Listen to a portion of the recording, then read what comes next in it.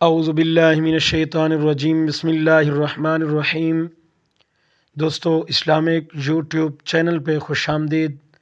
سب سے پہلے گزارش ہے، اگر آپ نے ابھی تک میرا یوٹیوب چینل سبسکرائب نہیں کیا تو سب سے پہلے سبسکرائب کر لیں اور زیادہ سے زیادہ لائک اور شیئر کر دیجئے۔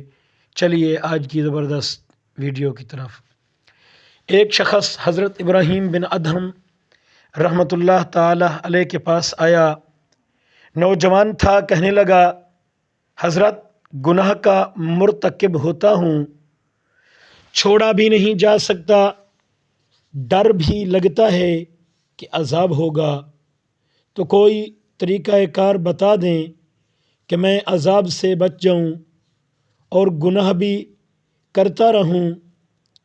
اللہ والے بڑے دانا بینا ہوتے ہیں، دھکے نہیں دیتے، وہ محبت و پیار سے بات سمجھاتے ہیں، دل میں اتارتے ہیں۔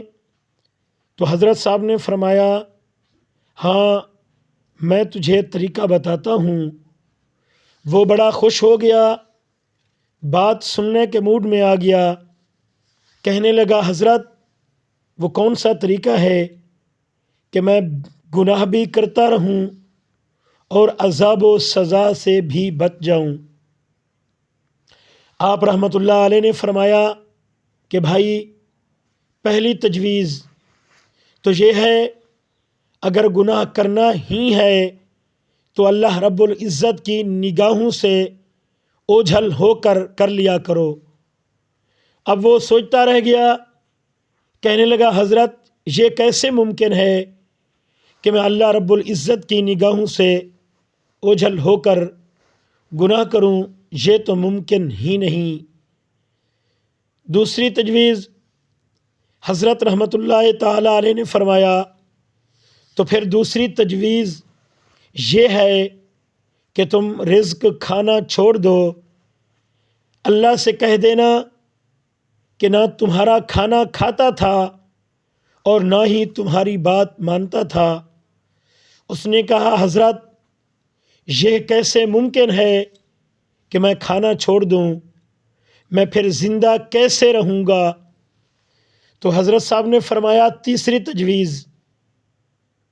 آپ نے فرمایا، میں تیسری تجویز پیش کرتا ہوں، اور وہ یہ ہے کہ زمین و آسمان اللہ رب العزت ہی کے ملک ہے، اس کی حکومت ہے، اور بادشاہ کی نافرمانی اس کے ملک میں رہ کر کرنا یہ ٹھیک نہیں ہے، لہٰذا اس سے باہر نکل کر اگر نافرمانی کرنی بھی ہے تو کر لینا۔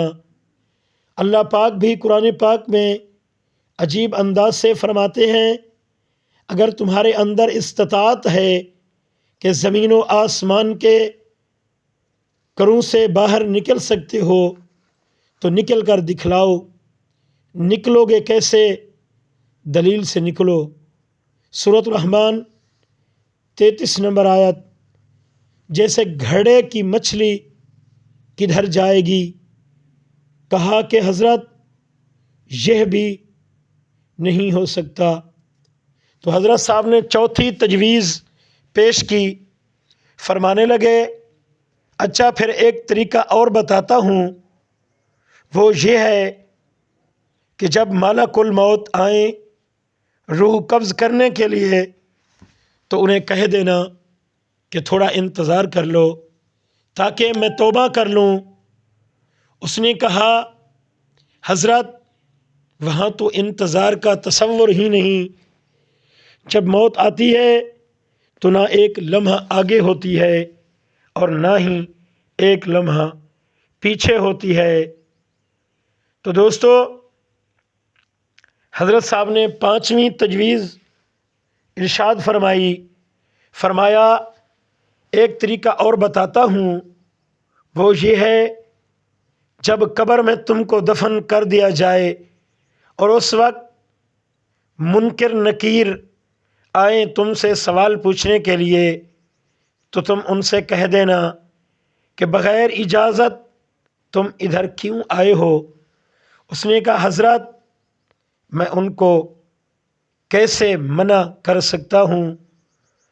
تو دوستو سامعین ناظرین، حضرت صاحب نے پھر چھٹی تجویز دی، فرمانے لگے اچھا بھائی ایک اور طریقہ بتاتا ہوں، وہ یہ ہے جب قیامت کے دن تمہارے برے عملوں کو کھولا جائے گا اور پروردگار عالم فرشتوں کو حکم دے گا کہ اس کو گھسیٹ کر تم جہنم میں ڈال دو، تو اس وقت تم ضد کر کے کھڑے ہو جانا کہ میں تو نہیں جاتا۔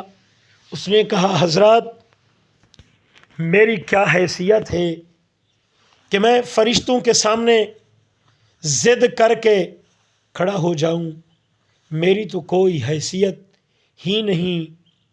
تو سامعین و ناظرین، پھر حضرت صاحب نے دیکھا اب لوہا گرم تھا اور چوٹ لگانے کا وقت تھا، تو فوراً حضرت صاحب نے فرمایا کہ آئے بھائی جب تیری حیثیت ہی کوئی نہیں تو اتنے بڑے پروردگار کی نافرمانی پھر کیوں کرتا ہے؟ کہنے لگا حضرت آج سے ہی میں گناہوں سے توبہ کرتا ہوں اور آج کے بعد وعدہ کرتا ہوں کہ میں اپنے اللہ تبارک و تعالیٰ کی نافرمانی کبھی نہیں کروں گا۔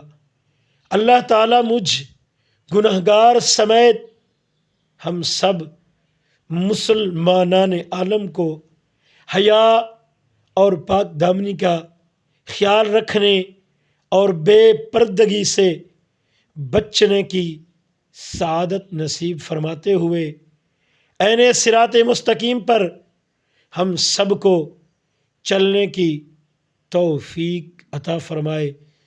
دوستو آمین ثم آمین یا رب العالمین۔ دیکھیے اللہ کے نیک بزرگ نے اس گناہگار نوجوان کو کس طرح سے نصیحت کی، کس طرح سے اس کے دل پہ چوٹ لگی، اپنے گناہوں سے وہ توبہ تائب ہو کر وہاں سے چلا گیا۔ اللہ ہم سب کو گناہ